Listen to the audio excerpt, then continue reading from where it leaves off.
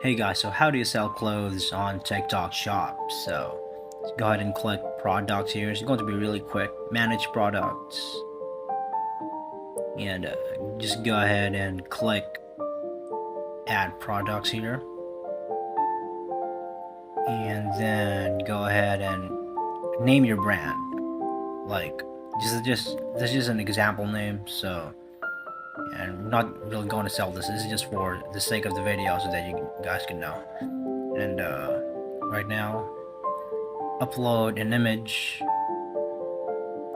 like this one. Here you go. And then the price. Just name the price. That's how easy it is, though. So, for example, this is 500 here.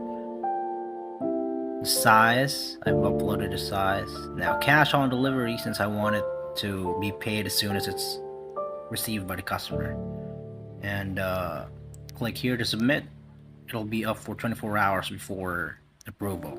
So that's just it. So I hope you find this video helpful. Thank you so much for watching, and you guys have a good one. You guys have a nice day.